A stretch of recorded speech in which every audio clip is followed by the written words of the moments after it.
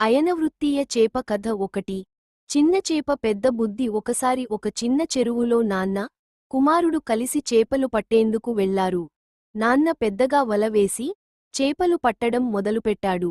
కొద్దిసేపట్లో ఓ చిన్న చేప వలలో పడింది.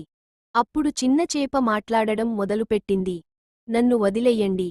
నేను ఇప్పుడు చిన్నగా ఉన్నాను. కొద్దికాలం తర్వాత పెద్ద చేపగా మారతాను. అప్పటికి నన్ను పట్టుకుంటే మీరు ఎక్కువ లాభం పొందుతారు. కుమారుడు ఆశ్చర్యపోయాడు. నాన్నా, ఈ చేప మాటలు అంటోంది. నాన్న నవ్వుతూ అన్నాడు.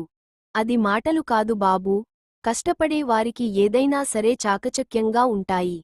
చిన్న చేపను వదిలేశారు. తర్వాత అదే ప్రాంతంలో పెద్ద చేపలు చిక్కాయి. ఆ కుటుంబం సంతోషంగా ఇంటికి వెళ్ళింది.